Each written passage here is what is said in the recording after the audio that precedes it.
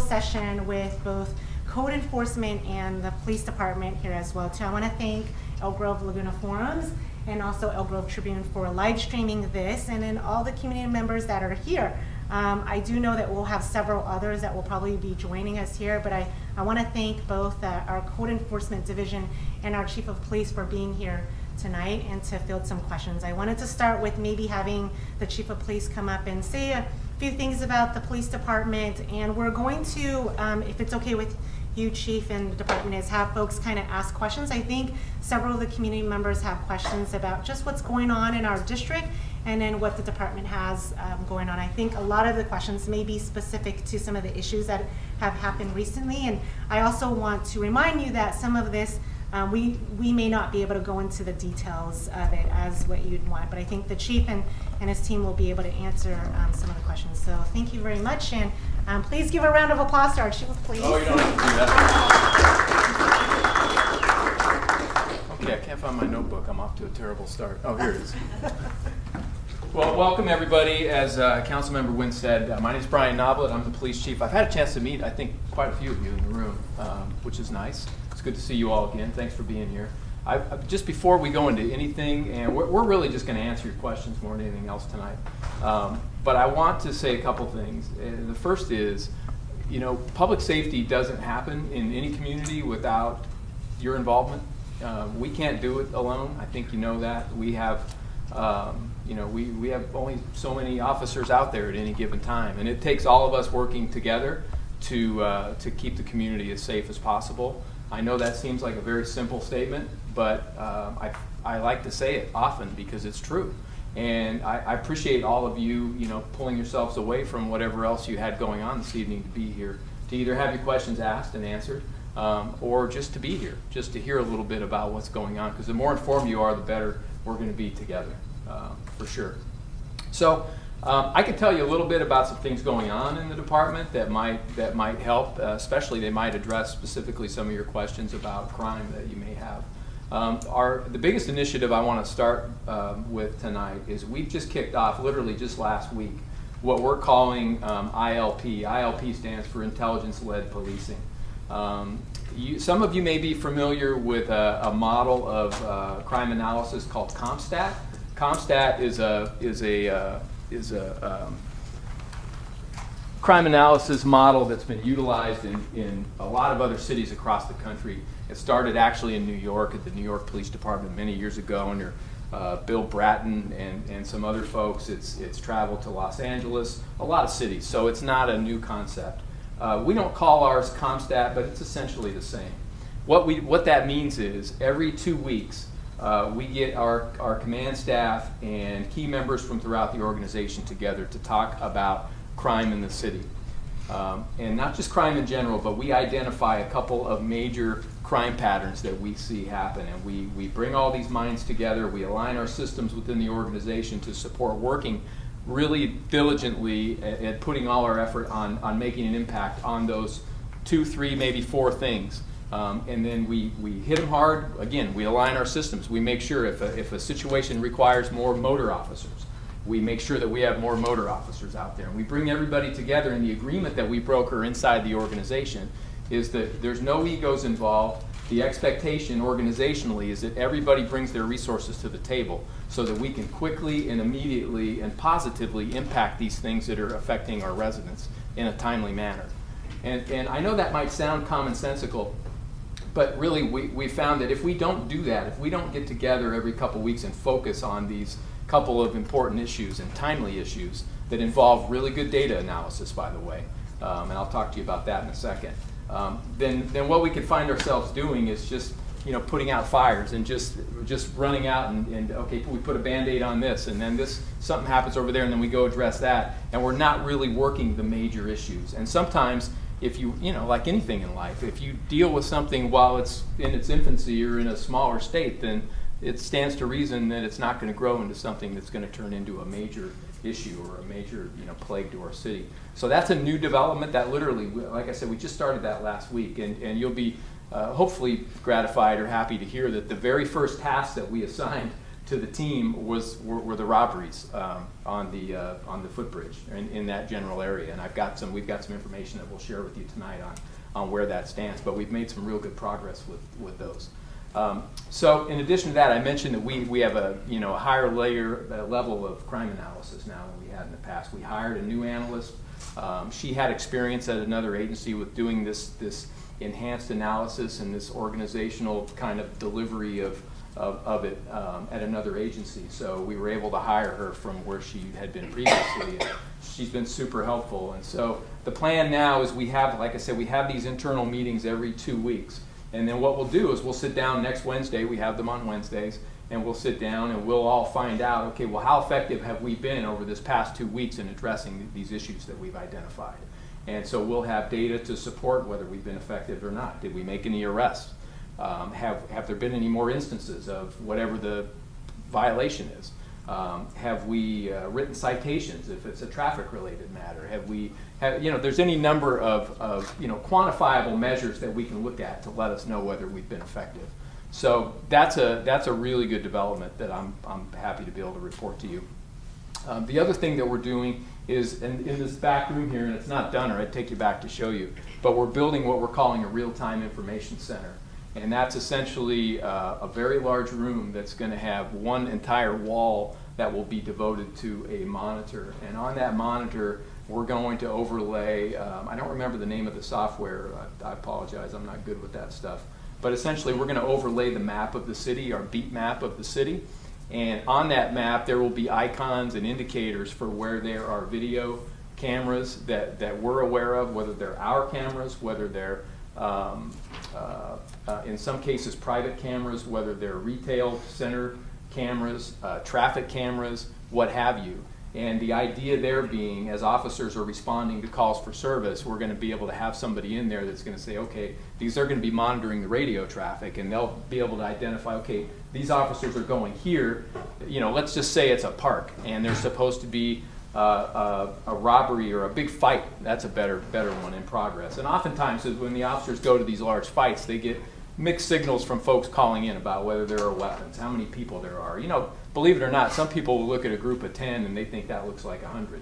And so we'll get these conflicting reports. So to have a room like that with somebody watching that video in real time to be able to inform the officers as they're responding is going to make their response safer, for one, and more informed.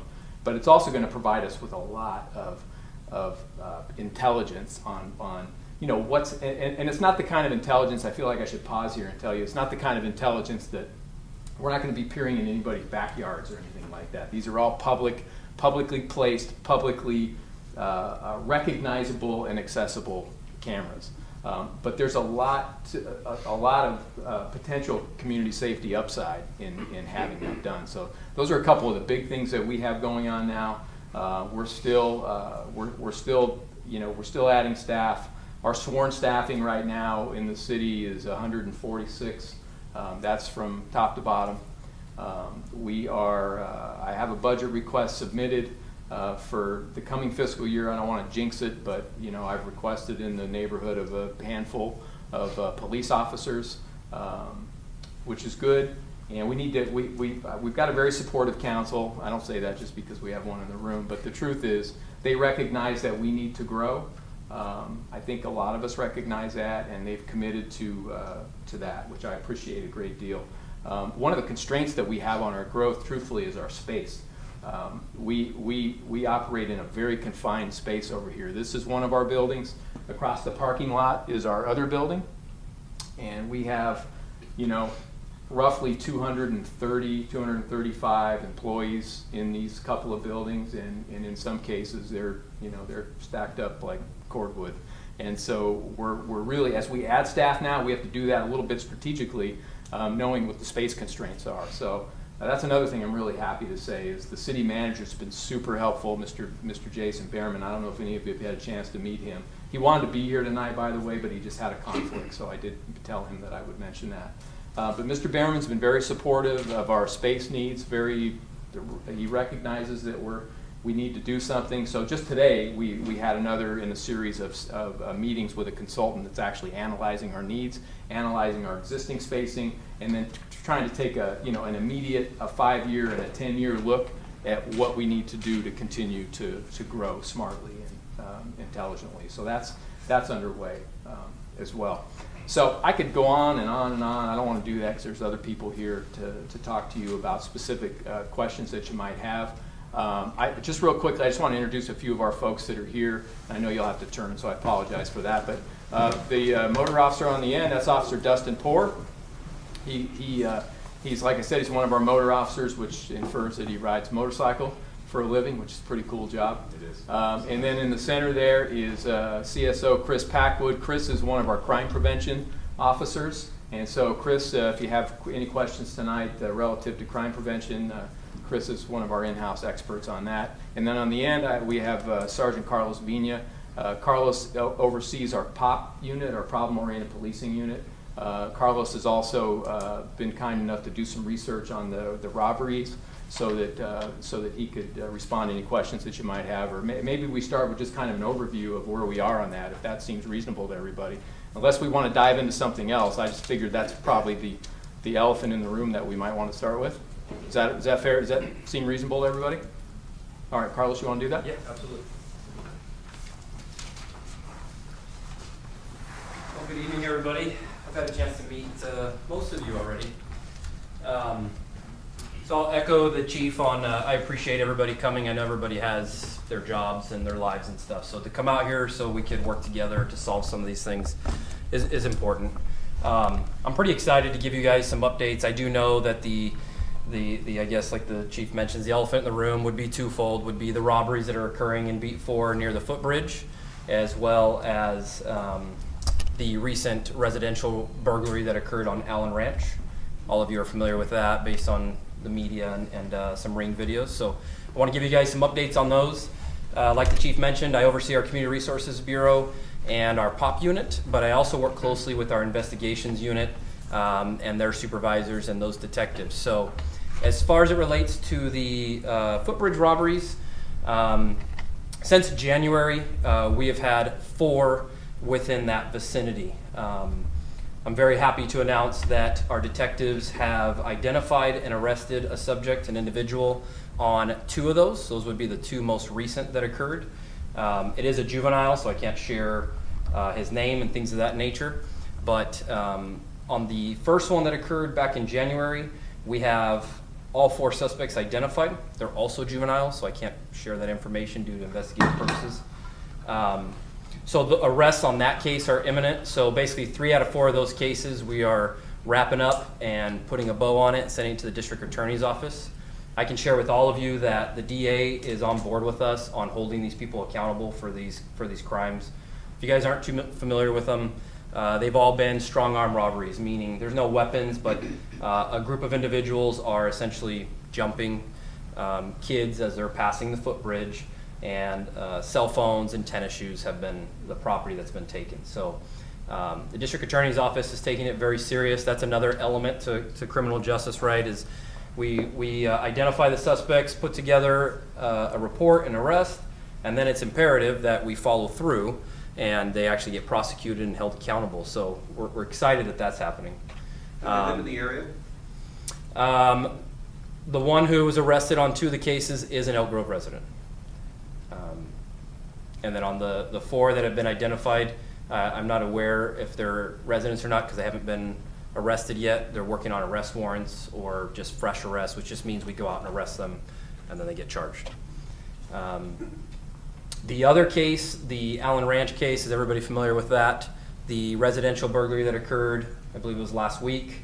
I know you're very familiar, it's your neighbor's home. So that case was a residential burglary. If you didn't view the Ring video, suspects enter the home, they take weapons, and they exit via the front door. Very happy and excited to announce that one of the suspects, the main suspect in that case, has been identified. It is an adult who is not from our area. I'm not going to disclose his name because he hasn't been arrested yet, and the last thing we want to do is tip him off and have any issues with the investigation.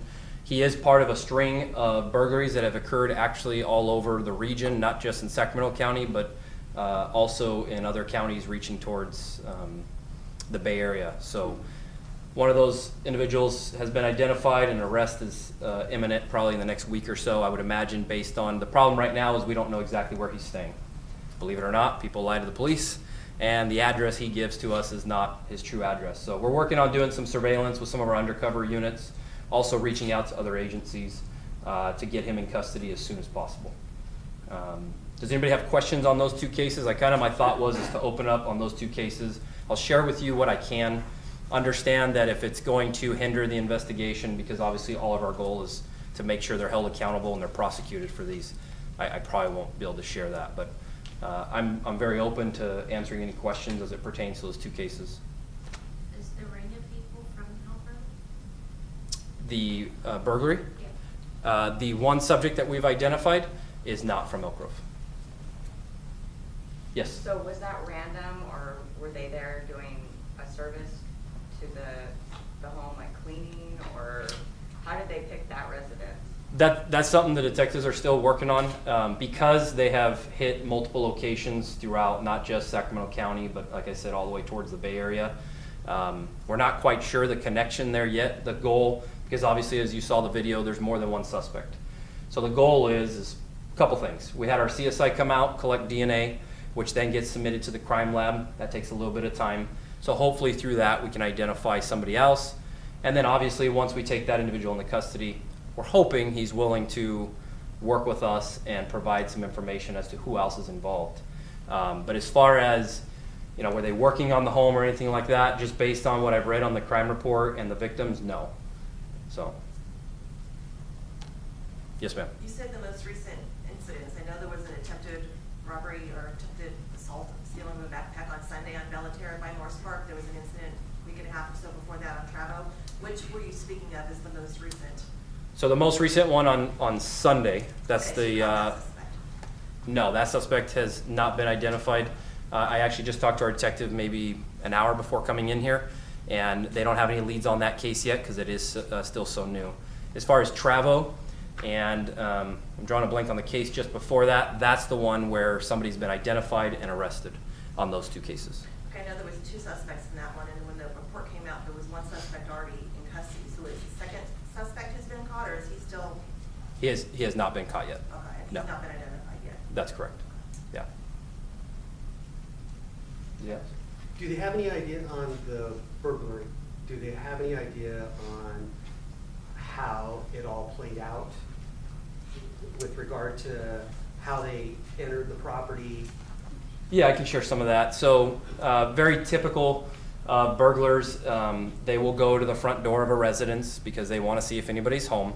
They'll knock on the door, they'll ring the doorbell, and if they don't get a response, the typical MO is they go around and they enter via the backyard, obviously so nobody can see them. On that side note, I can tell you, I live in Elk Grove, and I personally have a Ring video myself. If somebody comes to the door, I make sure I get on there. We all have the ability, you can talk through it. And I don't ever tell them, like I'm at work and I won't be home till 5 o'clock. I just left for the store, I'll be back in 5 minutes. Give them something to think about, right?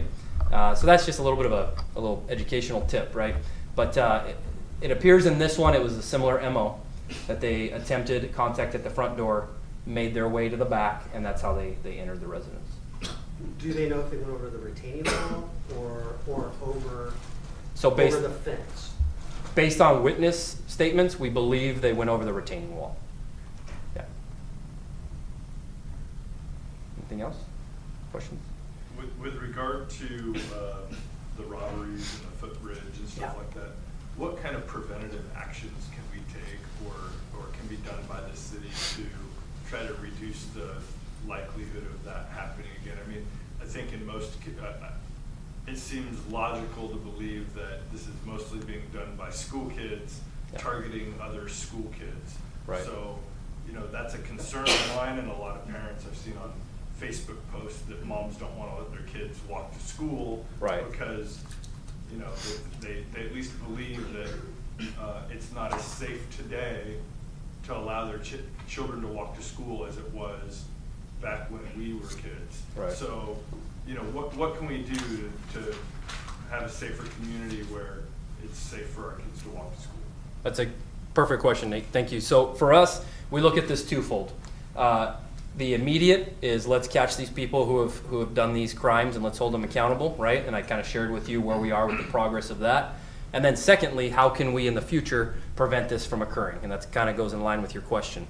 So one of the officers that we have here, the chief introduced him, Community Service Officer Chris Packwood. Are any of you familiar with the CEPTED model? It's crime prevention through environmental design. Have any of you ever heard that? So it's a format that has been studied. It's very advantageous to communities and businesses. We send our officers to hours and hours of training, and basically what it is we try and look at crimes that are occurring. Let's take the footbridge, for example, and say, well, why are these happening? Why is this such a potentially an appealing place for people to get victimized? So before I turn it over to Chris, that's kind of the concept is we will go out and actually, Officer Packwood went out, and what we do is called a CEPTED, Crime Prevention Through Environmental Design Assessment. It's a 15-page report. It's very detailed. He goes out with other officers, and they detail, okay, based on the environmental design of this, maybe the lighting isn't sufficient. Maybe we don't have enough video surveillance. Maybe whatever the case might be. Maybe the shrubbery is overgrown, and it provides an element of covertness for a suspect to jump on somebody, right? So that's kind of that piece. So without continuing on, I'll let. Wait, before you disappear. And I'll still be here. I'm not disappearing. But go Well, ahead. I mean, on this Yeah. topic though, does it appear that there's any gang influence in any of this? Thus far, we don't have any indication that these are gang members or gang related. So, and I'm still around. Chris can step in, and you can feel free to ask me more questions. It segues perfectly to your question as to what we're doing moving forward. Goes in line with the chief on our intelligence-led policing. Like he said, this was our very first task, and you had everybody in the department, from our motor officers to our POP unit to our detectives, working on this so that we can hold them accountable for what's already happened, and then how do we prevent it moving forward. So without further ado, Chris Packwood. Thanks, sir. Yep. I've met quite a number of you through neighborhood watch groups. I'm one of 2 crime prevention officers for the department. I've been in my role as a crime prevention officer for about 3 years. Absolutely love my job. I think I have one of the best jobs in the entire department because of the fact that I get to interact with the community at a level where the community, what we're trying to do is have them not become victims, to provide some information, to provide awareness and the ability to spot suspicious activity so that they're able to work with us as the police department to maybe investigate that suspicious activity before a crime even occurs. I've met Nathan a few times, and I loved your question. That's why I started coming up to the front. So what can we do as a community to kind of dissuade this from occurring?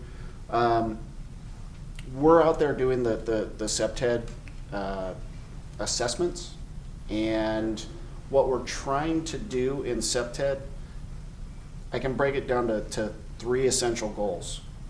One, we're trying to increase natural surveillance, meaning create an environment where our community is able to see normal actions and abnormal actions. Abnormal actions are usually created by abnormal users. We're also looking to enforce territorialism. It's a concept of basically ownership. When something's well maintained, criminals are much less likely to invade that space because it's not as enticing to them. It's maintained, somebody has ownership of it. When you have ownership of an area, people are more likely to be protective of it, more likely to contact law enforcement. And then we're trying to restrict our natural access control so that we are having people use intended footpaths. Obviously, that's been accomplished on that footbridge. It's being used for what it's intended for by pretty much everybody. But for some reason, when we went out and did our assessment, we're looking at why is this becoming a place where criminals, whether they're juveniles, whether they're adults, why are they feeling comfortable in this spot? Part of ILP that the chief introduced to you we're not the lead detectives. Our unit isn't investigating these crimes. But when we sat down as a unit, we kind of went through, hey, what can we provide to this investigation? Because we can eventually arrest the bad guys, but why do these crimes keep occurring at this central location? So as my sergeant was saying, we volunteered to do a SEPTED site assessment. Not to get too far into what's going on with that property, but there's some things that we're going to try to address to improve the quality, to improve the visibility out there, to have the community help us to identify abnormal, suspicious behavior, so that we can identify suspects much quicker, so that potential victims can see a lot better on that pathway. They can see a potential hazard as they approach and maybe go the other way.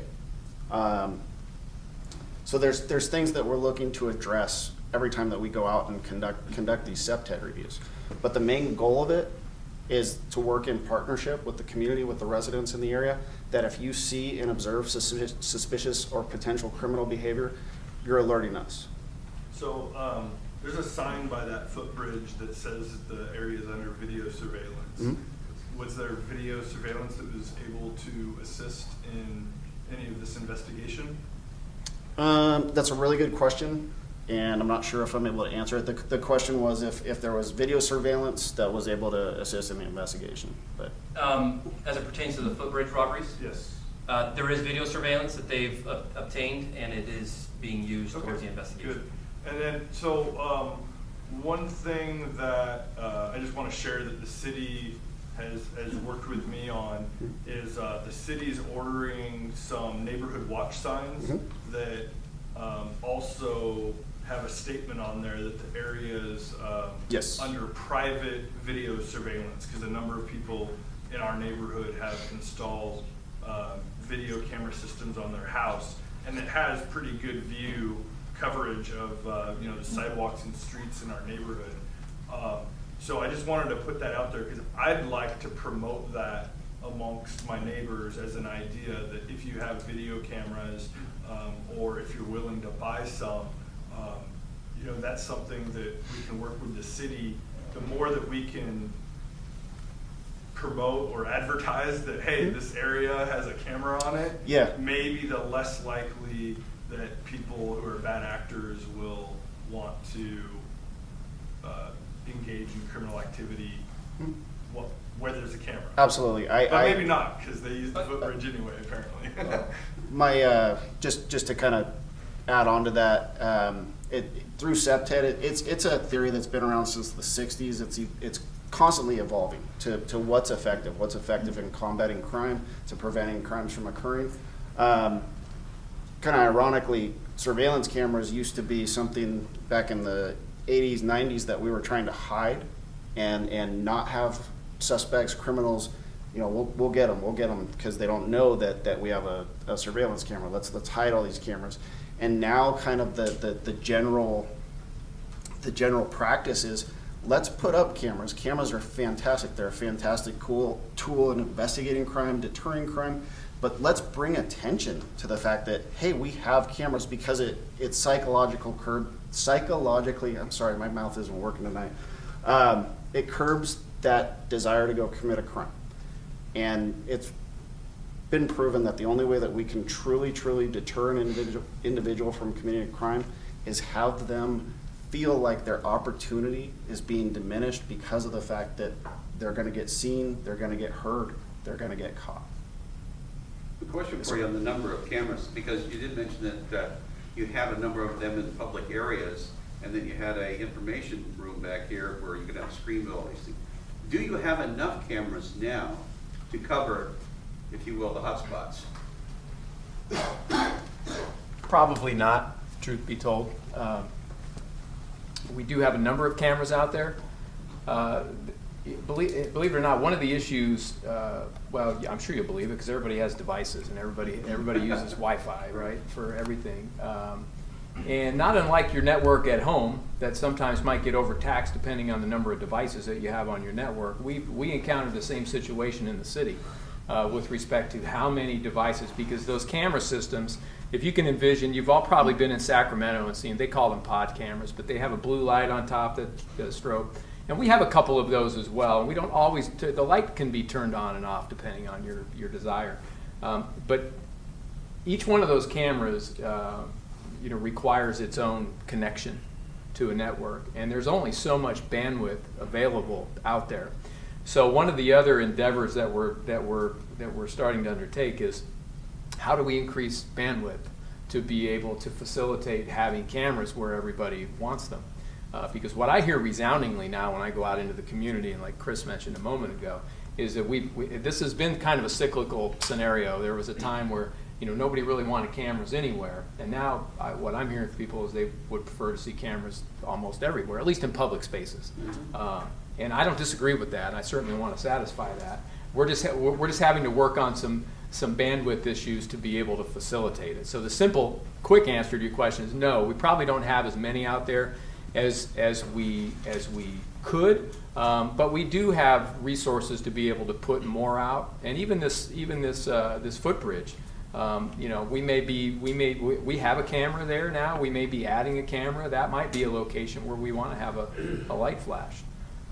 Again, you probably have to be a little strategic about where you put the flashing lights and where you don't. But we have the ability to deploy some more. It's not saturated to the point that we can't add a camera right now. But that's a concern going forward.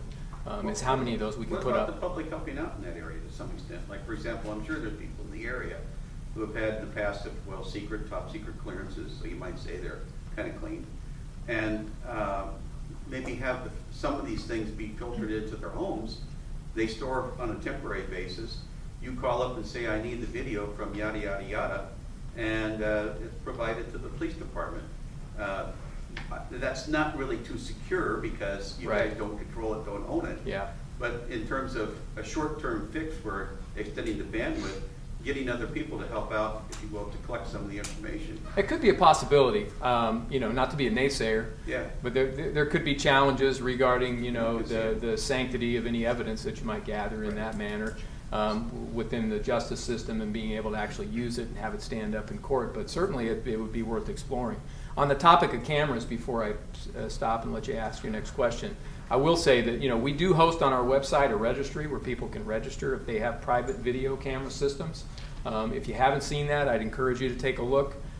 What that is it's just a registry. It's essentially a spreadsheet. So we know if we go out, we have a crime occur in a neighborhood, we can look at that and go, okay, well, where do we have cameras? That saves us from having to go door to door and actually look for the Arlo or the Ring camera. And it's helpful. It's helpful. Now, that doesn't mean that we monitor your cameras. In fact, we have a very very prominent disclaimer there that says that we don't do that. But it's a great registry, and it's a really good tool for us to know where these cameras are. And in fact, as it relates to this task that we're speaking of right now, this robbery series, we've had since we kicked this task off last week, it's been updated many times a day. But we now have a really good list of who in the immediate vicinity of that bridge has cameras and what's visible from the cameras. So that in the event that something else should happen, we've got that to be able to go in and go, okay, boom, let's go to this house because they said they have cameras, and you can see their driveway. That's right where this happened. So does that show up as an icon on your map? Not Yeah. like an icon you can click on and get a live video feed, not that, but I mean, at least it shows that it's a Yeah, camera I think there. it'll be a layer in the Yeah. map. Or a Right, different color right, icon. Yeah. right. And there may be down the road, I don't know that everybody's ready for this just yet, but there may be down the road. You may see as this evolves, you may see one day that people actually say, hey, my video is your video. Put it on your thing, make it hot. If you need to see it, look at it. With that comes some expectations, of course, too, of us that we monitor it regularly. So we're not quite ready to be there, but a layer like that, Nate, I think would be helpful. Yeah. What we're going to have initially will be the cameras that we have installed, the traffic cameras. If you look, as you're driving through town, you'll see there are traffic cameras at virtually every major intersection. And so we have the ability to see those feeds, and that's really helpful. More typically from a traffic collision investigation or some investigation involving a traffic dynamic. But it's helpful to have all those feeds. And I'll be really excited. I mean, if we have a similar meeting to this one in the fall and that room's open, trust me, I'll march you back there because we'll be proud to have you see that. It's going to be a really neat thing for us. So that's a little bit on video. Yes? I'm Jacqueline Shum, the editor of Oak Tree. Oh, it's nice to meet you. Nice to meet you. Just to ask, you mentioned a private registry, so where can people go to register? It's on our website. Just on the And in website. fact, it's right on the front page. I looked at it today because I wanted to make sure I wasn't going to come in here and Okay. give people bad information. We have a little, I don't know what I'm sorry, I'm challenged in this way, but there's, right on our main page, there's about 4 pictures that'll scroll, and one of them is that registry. Got it. So you can click right there and go in and do that. And I would really encourage people to do that, sir. How do you guys promote or inform the public about the registry? I live here in District 4. I've had cameras on my home for about 7 years. I've had police come out to see the camera that I have for accidents that have happened in the intersection, and I've never heard of this. Yeah, they probably should have told you, and that's something that we can maybe do better. But I know we've promoted it. We've done it through our PIO, through social media campaigns. We've done it at community meetings. Everywhere he goes, he talks about it. So we've certainly tried, but better late than never, I suppose. So yeah, thank you. Maybe if the Elk Grove citizens here or other papers here, they could make mention of that Yep. as a meeting note. Yeah, absolutely. So where'd we leave off? Were you in the middle of your thing, or had you wrapped it up? I was getting ready to. So that was one of the elements that we did immediately. We recognized when this robbery series kicked off, and in fact, we had another situation in town that's in a different area of town that we're working on as well. And that level of analysis is one of the first things that we do.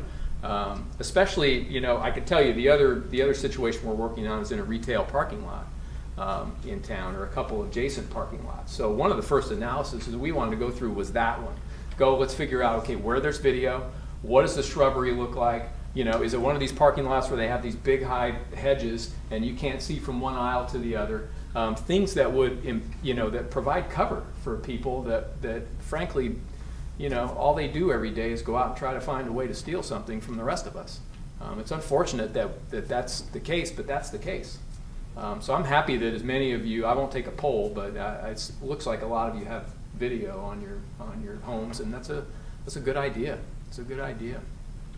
I recently did that myself, and I've been doing this job, folks, for 34 years, and knock on wood, I've never needed the video, but I told my wife, it was over Christmas time, when people were getting packages stolen and whatnot, and we're not immune. I live in Oak Grove, and I just finally went and bought a set of those wireless cameras and put them up, and whether they've done any good or not, I don't know, but I feel better. I feel better. I can attest to that. I get a notification on my phone, right? I've seen all the heads nod. There's some value in that, not just in peace of mind. Peace of mind means a lot. But in reality, if after the fact, if we have to come out and we have to piece something together and you have your video, sir, that's going to be tremendously helpful. Tremendously helpful. So, other questions, sir?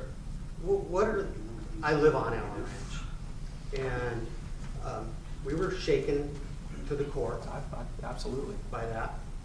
And I would like to have that site survey completed. Actually, that was one of the things that I was just about to talk about, is that, It's all yours. sorry, Chief. No, go. So in addition to our task list, the chief was mentioning the business. Obviously, we went out and conducted a SEPTED review of the footpath. I literally was out there yesterday on Allen Ranch conducting my initial, I was taking photos, and that's a pending report that'll be on my sergeant's desk by end of watch tomorrow. So we are in the process of it. It's not completed. It's not approved yet, but yes, I've gone out and done the legwork on that site because I figure it was coming to me anyway. What would next steps be? Just off the top of my head, right now, what appears to be one of the problems, kind of a strong word, is the landscaping along White Lock Parkway. It's lots. Sorry, lots. The backside got them a little bit confused. The landscaping along the sound wall appears to be a little bit overgrown. Anytime we refer to landscaping in the world of SEPTED, we like to apply what's considered a 2-foot, 6-foot rule, meaning any tree canopies no lower than 6 feet, any ground cover is going to be 2 feet. If we walk along the sound wall lots, unfortunately, there's a lot of areas that are not hostile to an abnormal user, a suspect, a burglar, that provide amazing concealment. Unfortunately, they can feel very comfortable and really avoid detection. And that's kind of one of our major tenets with natural surveillance is eliminate those areas, or at least make them uncomfortable enough to a potential suspect that they're not going to go in there due to hostile vegetation or fear of being seen as an abnormal user. It's not normal for people to walk through hedges, but if they're behind them and can't be seen, the odds of somebody calling them in isn't going to happen. Well, when I say next steps, about the process of discussing, you know, the mitigation procedures, and, you know, one of the concerns is, you know, I was asking about the point of entry, you know, because that was a concern because that retaining wall is low. It has a low point. And we suspect, and I suspected, that that's how they did it. And, you know, that in itself is a concern. But I wanted to talk about next steps of how we as a community can talk to you about our concerns too, adding what we see, and because we've seen people actually walk in along that wall, you know, on several occasions. So, but you know, for another conversation. But would you call one of us, or do we reach out to you, or how do we? Got my card right here? Next step process. Yeah, we can definitely talk after the meeting. I can exchange information with you. I'd be happy to sit down and talk with you about moving forward. Like I said, the report's not done at this point, but I have done an initial survey, and the major things that are standing out off the top of my head is there's a bit of a landscaping issue out there. That's what my eye has seen number one right off the bat. There's some other minor issues, but everything can be addressed in time. So.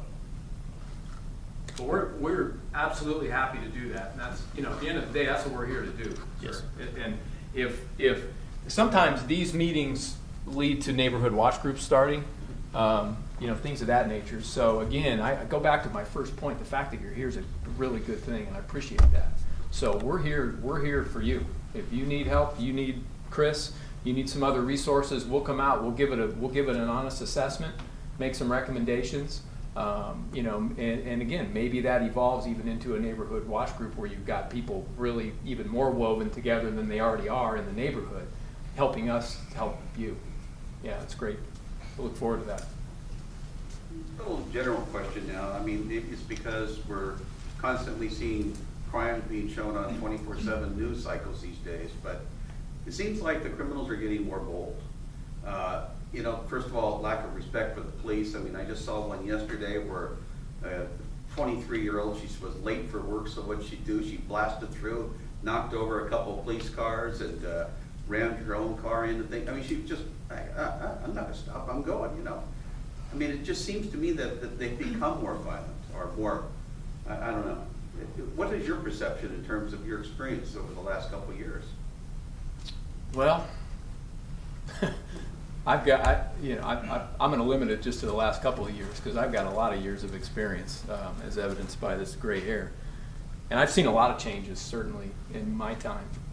I will say, in total honesty, that, you know, the laws have changed in the state of California pretty significantly in recent years. And things that used to be crimes for which people would, you know, would have, you know, serious penalties to consider, have been modified significantly to the point that either A, they're no longer crimes, or B, the penalties are not significant enough to consider. Give one example, please. Petty theft.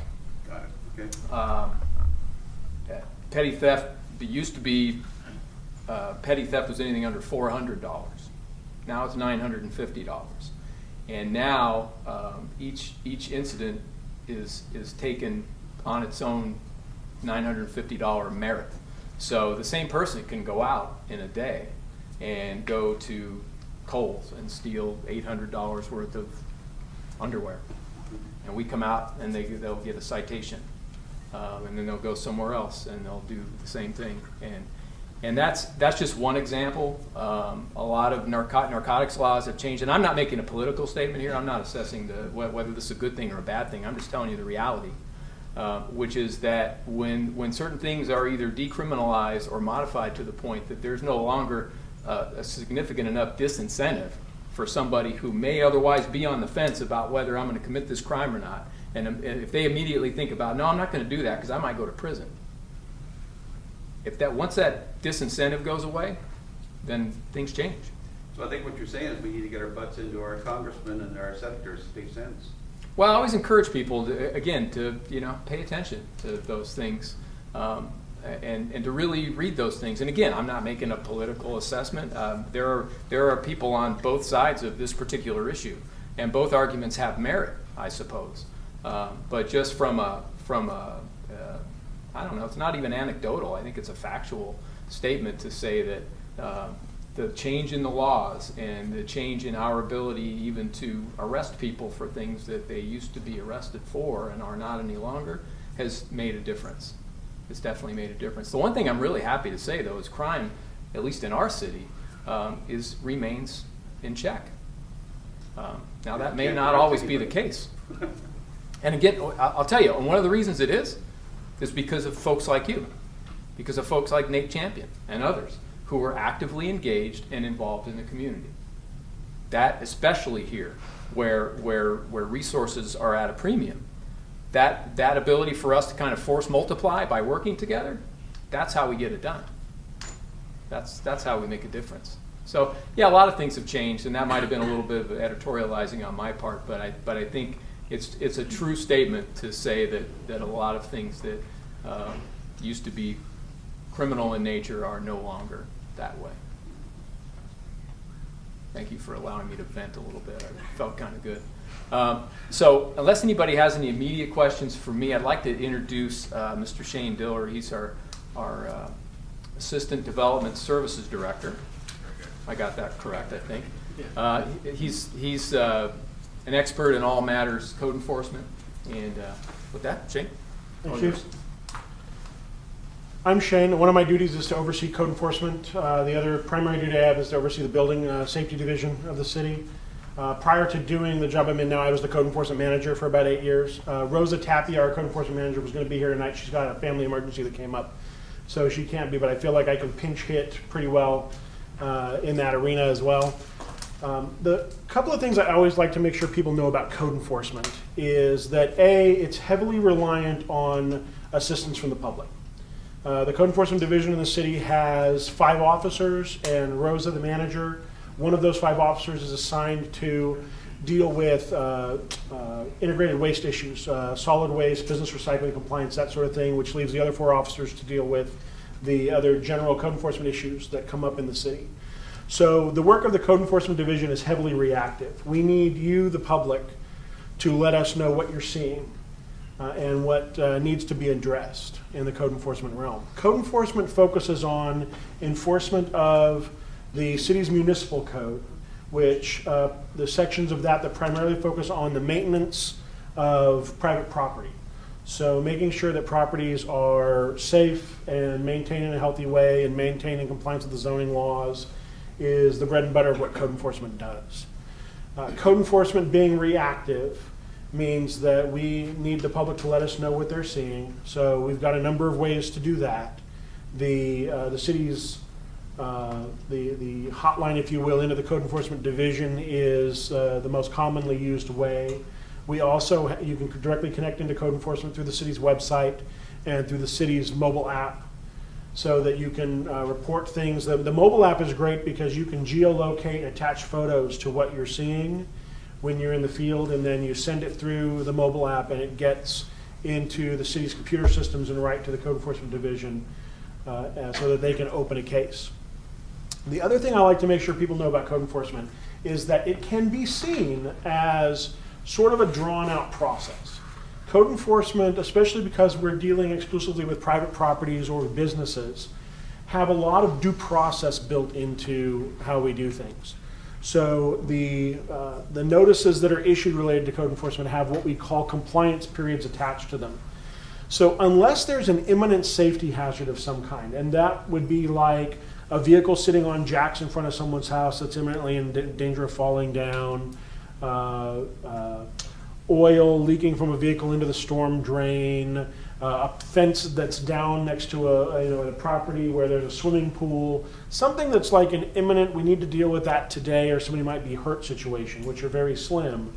Most of the situations result in code enforcement issuing a notice with a description of what the violation is, a remedy, a very specific detailed description of what they need to do to correct that violation, and then a period of time to comply with correcting that violation. So they have typically 15 days to accomplish the correction of any initial violation code enforcement notices them on.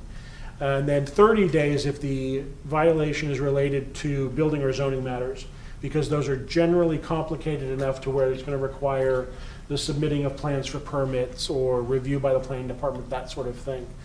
So we like to let people know early in the process that when you call in or report something to code enforcement, it gets addressed that day, and that we open a case and send what's typically called a courtesy notice out to the property owner. So we let the party know, we let the property owner know, even if it's a rental property, we still communicate with the owner wherever they're at, that there's a violation that's been reported on the property. That gives them a heads up. It gives them an opportunity to call and ask what needs to be done or what we're hearing or seeing.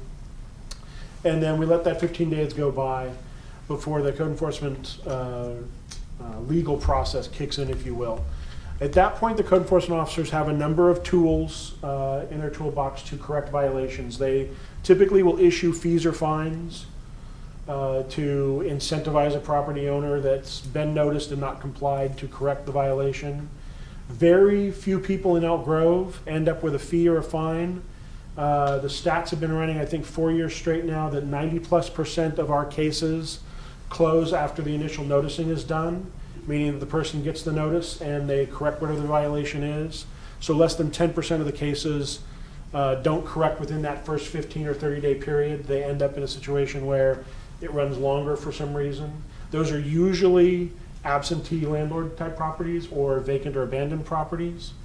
And then we have that less than 10% where we then have to issue a fee or a fine, or we end up in a situation where we need to be going to court to get a warrant to perform an action on someone's property, to go in and to clean up a property or to remove junk and debris or mow lawns or trim bushes or do whatever it is that's violating the code there.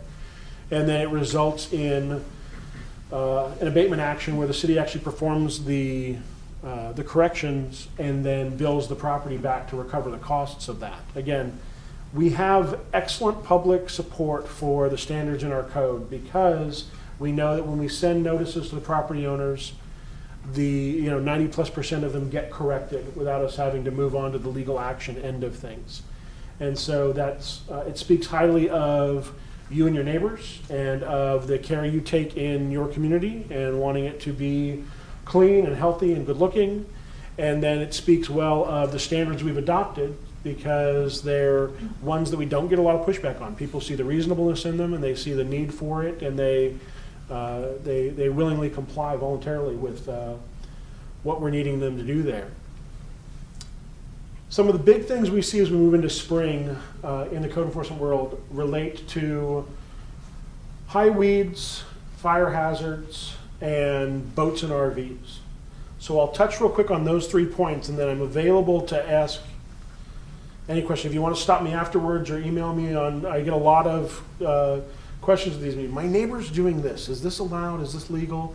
I can tell you that the municipal codes and the building codes that we enforce make up a full shelf of phone book size books in my office. There's nothing there that we expect any of our residents or property owners to know all of those rules right off the bat. Some of them are kind of arcane or unique. And so we start with that educational process and give people a heads up because we know that you're not going to know all of these rules as they're kept in the books. But in regards to grass, once the rain settles down and we start to get a lot of sunlight, we're going to get grasses and weeds that are going to grow high. The municipal code requires that lawns and grasses be kept less than 12 inches high, which still 12 inches is pretty high. But it's if it's 12 inches or higher, then it becomes a code violation, and we can then require the property owner to trim that down, and then we have an abatement contractor that works with us throughout the spring and summer that'll perform any mowing of properties that get out of hand there. The ones we have to mow ourselves are usually your undeveloped parcels. The owners are usually remote and they get a little out of hand, and the fire hazard will kick in once the grass gets dry. And so we will, especially in the run-up to the 4th of July, spend some significant time identifying properties that have fire hazards and having our weed abatement contractor cut those down. The CSD fire department has a different weed abatement effort that they're doing. They handle most of the properties that are 2 acres or larger, and we handle most of the properties that are 2 acres or smaller, so that we tag team it, and together we can eliminate most of the fire hazard in the city before the 4th of July comes around and people break out their sparklers and we have a higher level of danger in that area. There's a lot of discussion. I spend a significant amount of time talking about people's recreational vehicles. The city's standard on that is that you cannot have an RV, a boat, a trailer, that sort of thing, parked in your driveway. And I say driveway because the way the zoning code actually reads is your front yard setback. For most properties, that's the length of your driveway.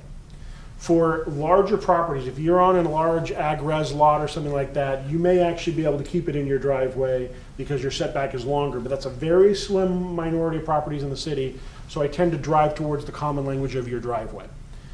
If you have not had that vehicle, this is where it gets tricky, prior to August of 2006, when the law was not in effect, then it's not grandfathered, and you can't keep a boat, RV, or trailer in that driveway, in that front yard setback, or on the side of a house if the house is on a corner.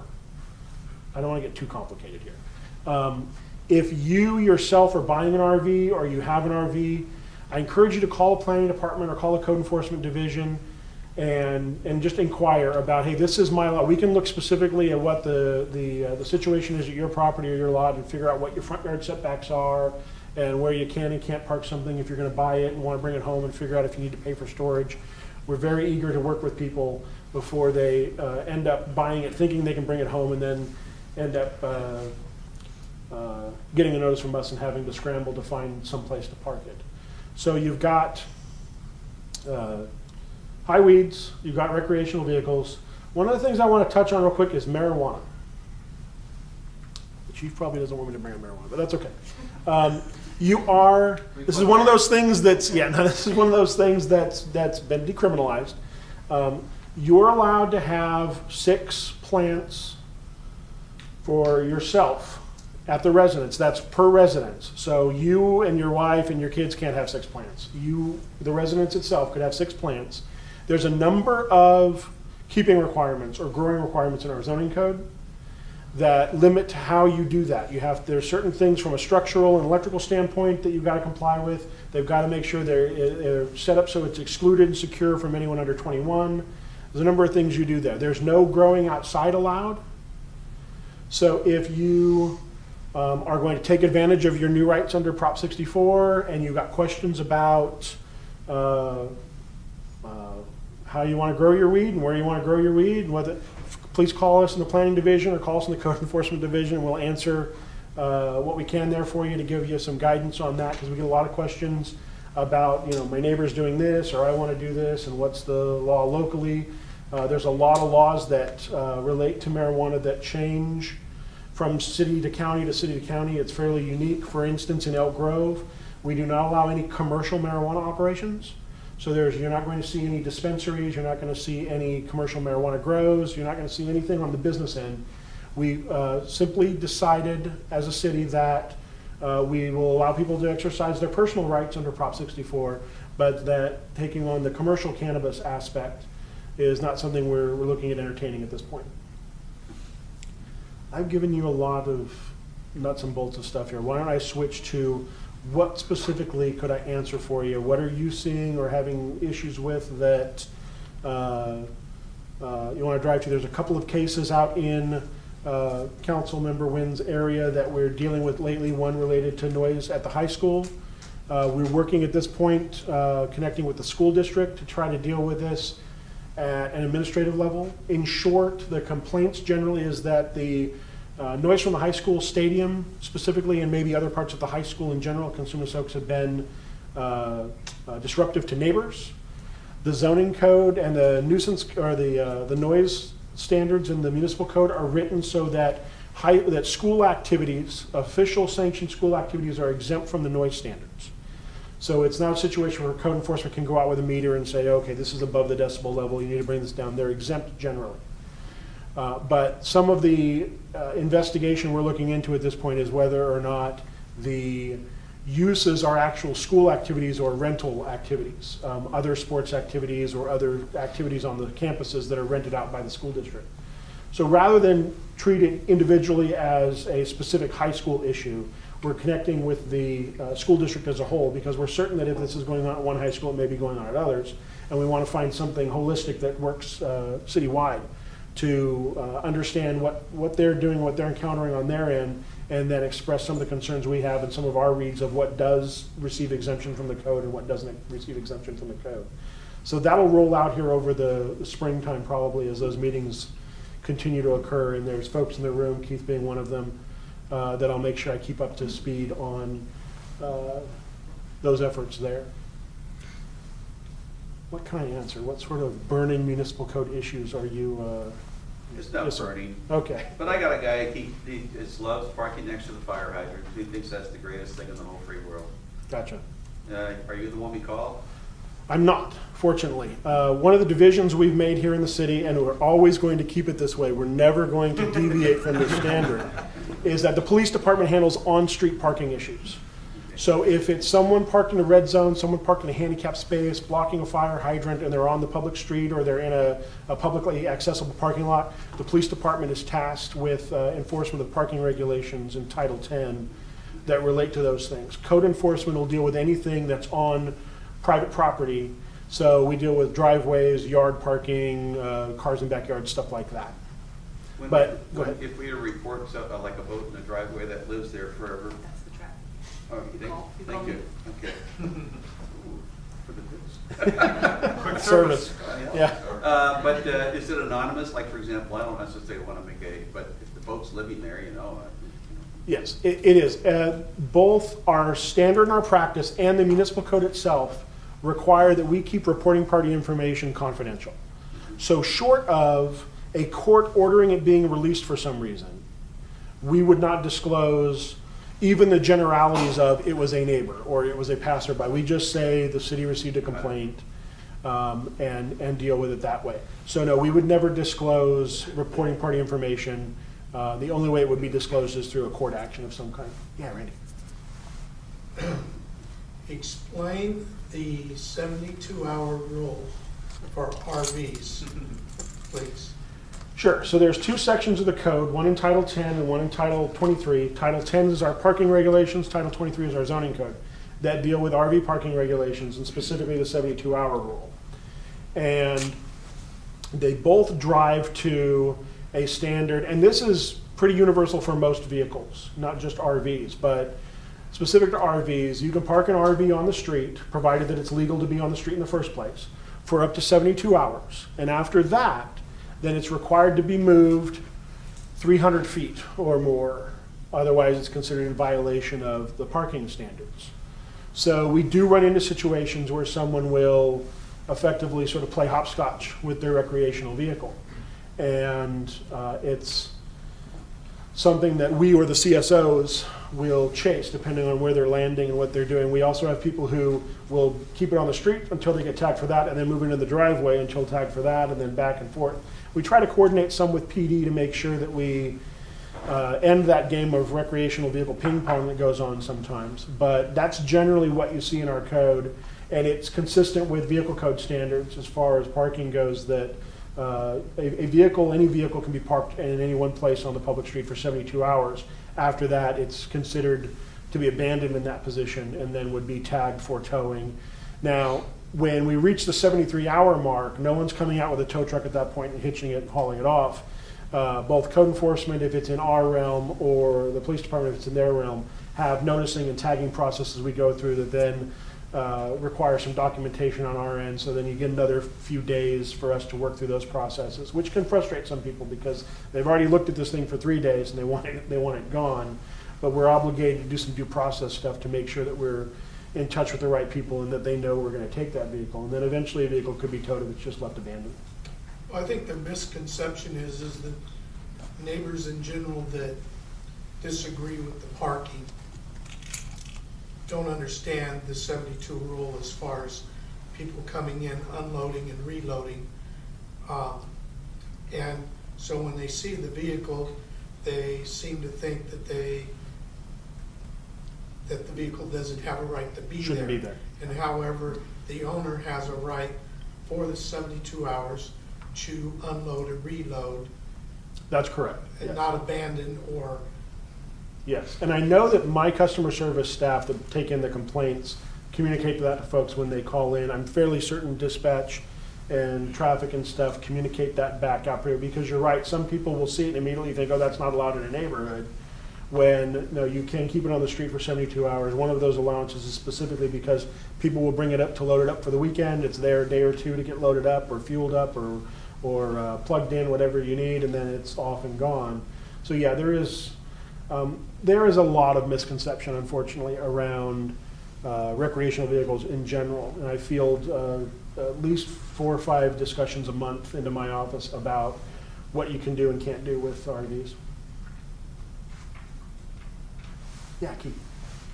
You mentioned that the city's approach is reactive. Yes. Toward code enforcement. One of your representatives is going to an enforcement, and they go by a clear violation and see it. Do they stop? Can they stop? Is it something that in the future, I mean, can be discussed to create or incorporate a reactive role where, you know, you don't cite them, but put a courtesy notice saying, hey, we noticed. Right. They generally would not stop unless what they're seeing is an imminent safety issue of some kind. And they generally wouldn't go back and say, well, let's address that. They are truly reactive in that way. A couple of things that we do on that front, every year in the springtime, this one's coming up in April, code enforcement performs what's called spring cleaning. And code enforcement will visit most of the residential streets in the city in the month of April this year. Sometimes it gets pushed into May. And they will proactively notice any nuisance code violations that they'd see. Inoperable vehicles in a driveway broken down, yard parking, high weeds, that sort of thing. And they issue a courtesy notice at that point that lets the folks know that in the spring cleaning process, these things were noticed and needed to be corrected, that if we were to receive a complaint about that issue, we would open a case and enforce the code at the property. We've done that for a little over a decade now. I think we're in our 11th or 12th year of doing spring cleaning.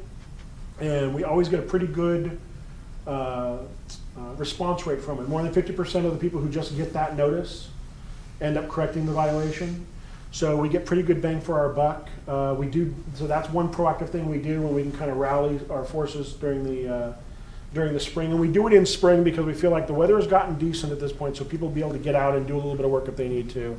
And it's before summer so that they're not out there trying to mow their lawn in 100-degree heat or causing a fire hazard if they hit a rock with a lawnmower or something like that. So spring seems like it's the pretty right time to do that. We did in 2016, at the request of council, we performed a proactive year where we identified a number of different violations that normally were reactive to, and instead became proactive to those. And how do I put this? We did not get good feedback on that approach. There was far more negative feedback in that situation, where basically people felt as though we're sort of patrolling the streets for what can be seen as relatively minor things, and most of them are. That's why they're easy to correct, and that we're sort of the government showing up at your door telling you to mow your lawn or to clean up your room, sort of thing. And so the feedback we got in that year, the council received significant feedback on that tactic. We did track. We let it run the course of the year. We did track the number of cases, the number of complaints, negative media attention, number of those things. And at the end of the year, we reported back to council as to what we found in regards to the proactive approach we'd started. And it was decided at that point that we would go back to reactive. Part of the problem there is obviously one of resource management. We went from handling somewhere in the upper 2,000 cases a year, 3,000 maybe in a really busy year, to pushing 5,000 in the year we were proactive. And it was frankly exhausting. Not just to deal with the additional appeals and additional complaints and additional feedback we were getting, but just the case management would have required, a hefty request to the council to give us some additional bodies to manage that. So we feel like at this point continue to be reactive and to continue to encouraging people to let us know what they're seeing and reacting to those things allows us to focus our attention on the things that are truly impacting folks. Somebody's bothered by something they've seen, and allows us to use the system of education first, followed by enforcement, that results in such a high voluntary compliance rate that I haven't seen or haven't been pushed to really go back to re-examining the proactive stance at this point. Yeah. I'm not sure if this is code enforcement or not, but given that we've received so much rain, Yes. and given that the state of California has decided that, or at least Sacramento County has decided that they are not going to increase the number of days that we can water our own lawns and landscaping, right? Is the city going to be doing any enforcement of the number of days that we can water our lawn? The city does not enforce those types of water restrictions. There's a single section of the code in the municipal code that we enforce, and it's just related to water waste in general. And the language in that code section basically says that if you are running a property, or if you're owning a property where the spraying is so great that it's just running off into the sidewalk or into the gutter, and you're not keeping it basically to the lawn or to the vegetation, then we would consider that a violation of the code. And that's been something we've had on the books long before the drought. The water agencies, so if you're in the Elk Grove Water District area or if you're in the County Water District area, water agencies are the ones that enforce the more specific water restrictions related to watering, the days of watering or the times of watering, that sort of thing comes out of the water districts themselves. Yes, sir, in the back, and then I'll go back to the hand. What's Elk Grove's code enforcement in regards to Airbnbs? We don't currently have a prohibition or special regulation on Airbnbs. It's something that we sort of monitor. We team up with the police department to see if we've got a house that is causing an issue of some kind or excessive calls for service and what the issue may be there. And it's just not something that's landed on our radar at this point. If you're seeing these, we would like to know about them, because we've only got a couple of complaints in all of the time that I've worked here about houses that were being used as short-term rentals. And we usually have the ability, with all of the standards we have in the code and the tools the police department has in criminal justice, to be able to deal with the issues that come up related to them without having to adopt specific standards or regulations related to the use of the house as a short-term rental. So at this point, Airbnbs would be legal, but they of course have to be good neighbors and follow all the laws that anybody else staying in the house would follow. Well, the issue that is brought up to me is it's kind of hard to kind of voice it or call Elk Grove PD if there's a violation, because the people tend to come and go Sure. frequently. By the time an officer gets out there, for example, that we have is we have vehicles that park on the sidewalk, Gotcha. block driveways, they leak oil onto the street. I see. We have to clean all that up. We have people that will stand in front of residents in the middle of the night smoking marijuana, I see. and other drugs in cars. We've called about issues. I've had somebody verbally attack me. I was just standing outside of my property, and this was happening. So it's becoming a nuisance in my area. All of my neighbors. Gotcha. We are having a really hard time with it, and we just don't know what to do.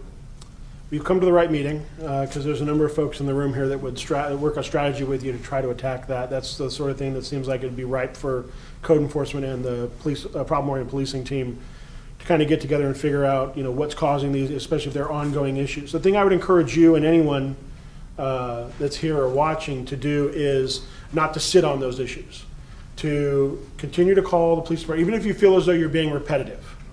It's important to let us know what you're seeing. And once we see there's a pattern and there's volume to something, to connect with us directly in code enforcement or in the police department, to let us know just that is, hey, you know what?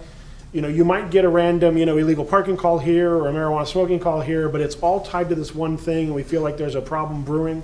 We'd much rather know about that as quickly as we can so that we can develop a strategy. Because again, though we don't have anything specific to the use, if we find that certain property, and this is owner-occupied rental, short-term rental, if they're creating regular calls for service and creating regular issues and disturbances, there is a section of the code for that covers disruptive activities. And we would apply that standard to the property and say, listen, you're maintaining your property in a way that's creating these disruptive activities, basically providing for a regular nuisance. And we then have the ability to begin to more strategically monitor and enforce things that may be going on there, connect with the property owners. In the worst case scenario, you end up in court with injunctions and those sorts of things that can drive out of these homes like that. And it's not just short-term rentals. We'd apply that to any property in the city that's creating that ongoing issue. So before we leave today, I'd like to know more about where you're at and what you're seeing there. Sure. Yeah. All right, since you just let off on that, I do want to thank the city a lot for their involvement in the nuisance house that we've had in our neighborhood. Code enforcement played a big part of that. The police have been out to our neighborhood so many times. But I'm happy to report that the city just finished their court case with their final written closing arguments. And so the judge will be ruling on that here shortly. So it's still a nuisance house. It takes a long time, but the city does have a process, and they're very capable. I've been very happy with them, and the city attorney, John Hobbs, and Suzanne, I'm sorry, I forget her last name right now. Kennedy. They're on it. They presented a great case, and their written documentation is excellent. But my question was,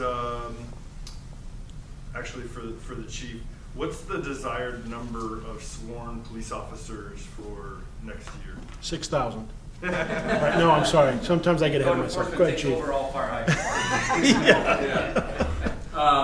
Well, what I requested, Nate, was to add 4 officers, which would get us to 150. Is that 4 on top of the number you had left? Because I know there's a number of retiring officers. Yeah, that's 4 on top. So Okay, we're 4 on top. replacing all of those vacancies. So replacing Yeah. all of those and then plus 4. Correct. Okay. And while we're on that topic of hiring and vacancies, one of the things that happened recently, and the council approved this, was a lateral officer signing bonus. Yeah, I saw that. That was really helpful, I have to tell you. I wasn't sure how helpful it was going to be, but I can tell you that we've hired a number of lateral officers. For anybody that don't know, they're just officers that have experience at other departments. Otherwise, we would call them an entry level. If they've never worked before and they're just coming out of the academy, that's an entry level. Lateral's got some level of experience. So the council was gracious enough to approve a signing bonus to attract lateral police officers and dispatchers, and that's really been helpful. We've hired, I don't know, probably 3 or 4 lateral officers since that's been instituted. Vacancies, I think, when that happens, and then we'll be adding those other 4 on top.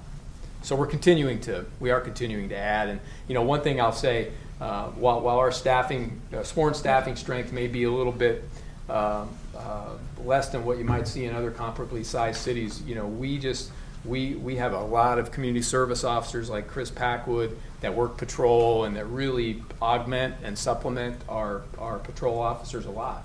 In fact, a lot of these cases that you may have experienced where you've got a crime that's occurred and there's not a suspect on scene any longer. It could be a burglary, it could be a theft, it could be a traffic accident. More often than not, a community service officer will respond to that. And the reason for that is they're very capable to handle those reports, and we are reserving the gun-toting police officers for those instances where we need them, for the crimes of progress, for the crimes of violence and things of that nature. So that's a little long, but I think I answered If it. I follow up with one more question, it's actually for both of you. Do both of both the police and code enforcement departments, do you guys feel like you have enough budget now? I mean, I obviously would be well inclined to, on your behalf, petition the city council for more budget. I believe that these departments play heavily on our quality of life here in Elk Grove, and that it's instrumentally what the government is here for.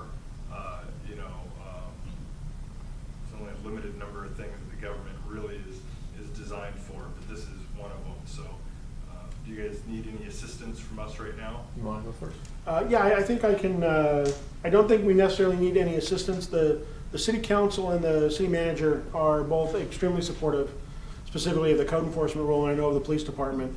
As far as do we have enough and do we have what we need, we're right now doing an assessment of that. The code enforcement staff has been static for quite some time. We're beginning to take on some additional duties related to what I'd call nightlife activities probably, and that sort of thing, that are... It's not what you think. Shaking things up. It's not where your minds all went there. Yeah, no, exactly, yes. But, the sort of thing that stretches schedules and stretches staffing a little bit. So we're right now in the process of looking at what our needs are there and possibly making some requests there. I don't have anything specific. I certainly don't want to put out a public pitch for, hey, call City Hall and demand more code enforcement. I think that we've got a great internal system for evaluating those, making sure we're using the best use of your tax dollars and strategically focusing our efforts there. So I wouldn't say right now that there's anything I need rallied on that front. I think we're appropriately examining what our needs are and making the requests as they come up. Is there going to be, I guess this is also directed both to you, even though I didn't let you answer yet. Is there going to be like a briefing at a city council meeting on kind of the statistics, both of like the crime and code enforcement, as well as the number of staff that you guys have, so that I guess we as constituents have understanding of the relative ratio of incidences to staff, arrests or calls to staff, and that kind of thing.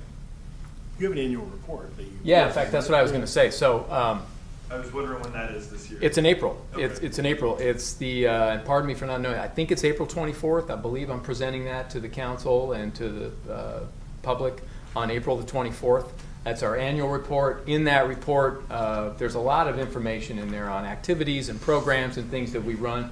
But there's also some interesting information about crime, about use of force statistics, about officer demographics, about complaints that we receive and how those get disposed. So it's a pretty full package. And I do intend, when I present that report, to talk a little bit about staffing, about where we are currently and where I envision we need to go in the future. And then also on crime. I'm going to depart from the slides a little bit to talk a little bit about crime and rates and things that we've seen over the last couple of years. Yeah, I'm going to do that. Code enforcement doesn't have a specific report out like the chief does in regards to how our year went or anything like that, but we do every year when the budget is typically presented in May. There are performance measures related to a number of cases the department handled in the previous year, and stats related to voluntary compliance and closing time, how long it takes to close the case and stuff like that. That would also be the same item and presentation where if we were pitching for additional staff, that we'd be making that pitch then. So it's that April-May window is when you'll see that stuff come through the council meeting. So watch the agendas. We always appreciate the public support. Code enforcement's one of those things that you don't often hear the supportive feedback. You often hear the why are you here bothering me? Doesn't the government have something better to do? But I can tell you right now that Elk Grove's citizens, Elk Grove's management, elected officials have all been very supportive of what code enforcement does and the need to maintain a high quality of life here in Elk Grove. And speaking back to the case that you were referring to that has gone into court at this point, it's kind of emblematic of the system we have here, where code enforcement and the police work hand in hand on everything we do, and we get excellent support out of management and out of our legal team here in the city attorney's office to help us then take those efforts we're doing on the investigative side and carry it through to getting a resolution in the courthouse. And so I feel blessed being here. Of the places I've worked, it's definitely the best I've come across. Eventually they'll figure out I have no idea what I'm doing and send me down the road. But until then, I'm very happy to be here. We're getting close and, on that. I'm sure. Yeah. Close, putting it together. And we'll, we appreciate that support. So, as you see those items come up, anytime you want to show up and voice your support for the police department or for the code enforcement function, we always appreciate that. But I don't think we need to rally anything specifically to drive staffing at this point. And just to answer the question, I feel similarly to Shane. I can honestly say when I've not had a budget request refused, truthfully, which again I have to pinch myself sometimes because of that, and so but we try to make them reasonable, the requests that we make. But for instance, this year our budget request is significantly higher than it was last year. I mean, anytime you add 4 sworn officers and some professional staff to support that effort, it's we're expensive. It's no secret. So that causes the budget to go up. So I really believe that we have what we need, and I appreciate that support. I've told you this many times privately, and frankly for all of you, that support means a lot. But we've got I've got a great boss, really. And a city council, and look, I got an audience of people here, and many more that are watching and that aren't here tonight that are very supportive of what we do every day. So I appreciate that you even asked that question, and I know you mean it, and I thank you for that. And I would tell you quite honestly, even cameras on, if I felt like we weren't getting that support, I'd tell you that. I absolutely would. Yes, sir. Along the same lines, I just want to say that I do appreciate the fact that you guys are having the cars out there. I feel good taking a look and being on the roads and seeing the police cars out there driving around. It makes me feel good. Okay, so. Oh, I appreciate that. Ideally, I'd I like really you. like the fact you don't pull me over all the time. Well, yeah, that's the best of both worlds, right? You see the cars, but you're not getting pulled over. But ideally, I'd like you to see even more cars in your neighborhoods and more presence. That's one of the things that we're really working on with this intelligence-led policing effort that I described at the beginning of my presentation. Is that's not all about crime. It's also about presence and accountability, and for all of our staff to think about what that translates to and what that means and what we can do out there in the community that's going to make a difference. It doesn't always involve arresting somebody. It could be stopping because there's a group of kids playing basketball and just getting out of the car and saying, "Hey, what's going on?" and just spending a few minutes. So it's those kind of interactions. You can beat them. Well, yeah, that's true. I've been beat plenty of times. I have no ego anymore. Yes. Okay, I have a question coming in from the Elk Grove Tribune Facebook. This is from Cosmos von Nadelhaus. He asks, what is law enforcement's position on drones with cameras flying into private backyards? Good one. So by law enforcement, meaning my position, I assume. Or what is the law? Well, it depends on the circuit. Well, the law allows for those drones to be flown in public spaces, and many of which are equipped with cameras. I can tell you right now, we don't use drones.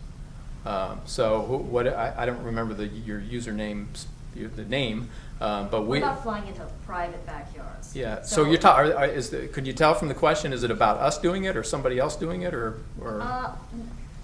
Sounds like a private person. It sounds like someone else. Like if I'm in my house and someone else's drone goes into my backyard. Right. What are my rights? Yeah, they're not supposed to do that. There are FAA regulations. I can tell you that for us, and we are in the beyond preliminary stages of maybe tilting up a program of our own to use for certain purposes. But that requires registration. It requires certification. And to be honest, I don't know if any of you guys are better versed on that subject matter than I am, but I know that it's not lawful to just fly those around into people's backyards and peer into windows and things of that nature.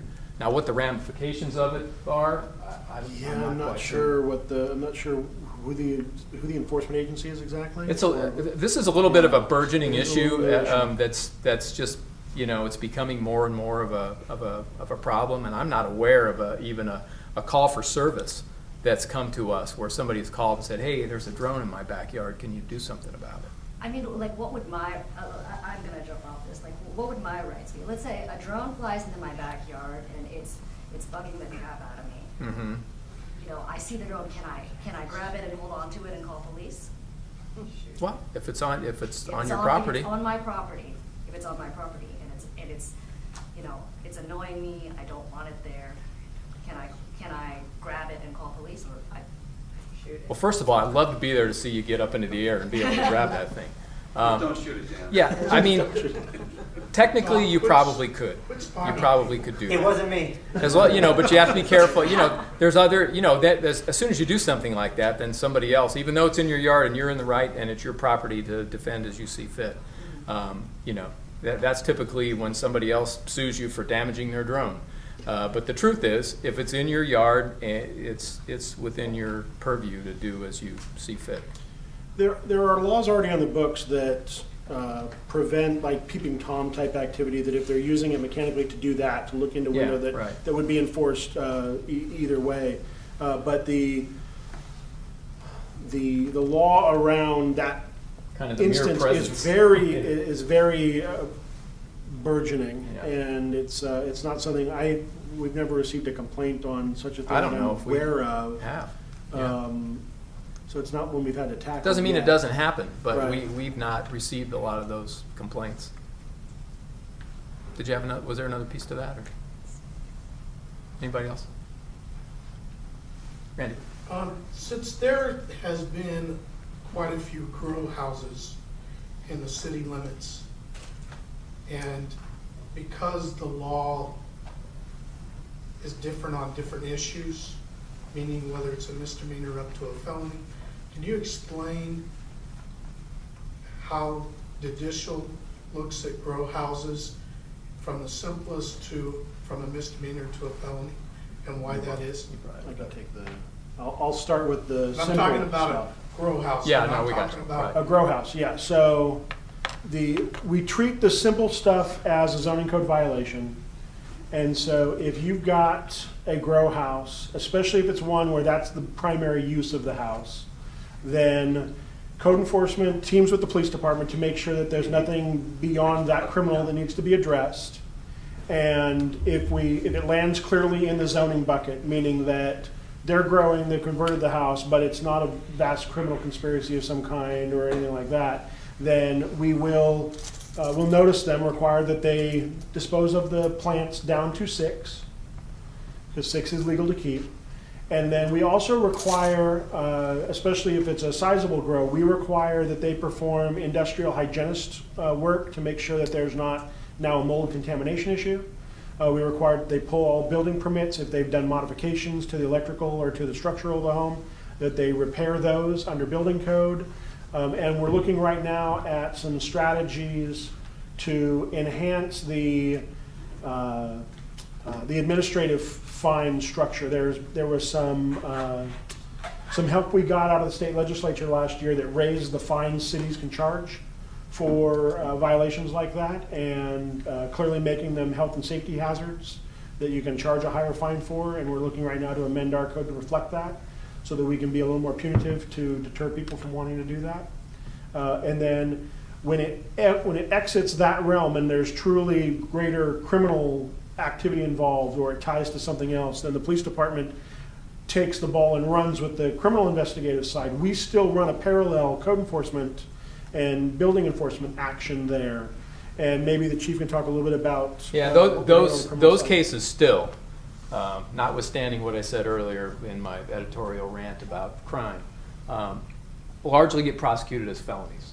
The grow houses where it's clearly a criminal enterprise. Often it involves criminal conspiracy. There are multiple people involved, sometimes multiple houses involved. Those are still being prosecuted as felonies. We were a little concerned early on when the law changed, and we got some guidance from the district attorney's office that was a little concerning about whether or not that they would prosecute those cases as felonies any longer. But fortunately, they do. And honestly, the reason that we usually get involved in those is there's such a health hazard to the neighborhood. That's the bottom line. I mean, often there's power being bypassed and things of that nature, and they really can be dangerous. So yeah, I'm gratified to say those are still mostly felonies. Yeah, good question though. Yes. This is from St. John Milo. Is curfew still in effect in Elk Grove District? Yes. Right. Yes. Curfew for what? What was it? Just juvenile curfew. I don't have to worry about that. Me either. And it's 10. 10. 10? Okay. Anybody have any other questions?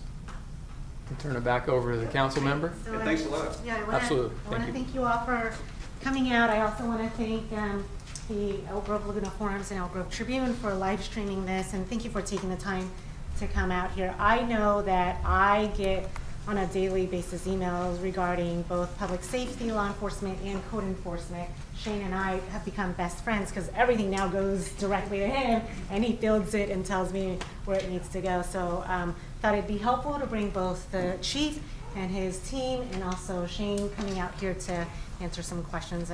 Please join me in giving them a round of applause for being here. Thank you again.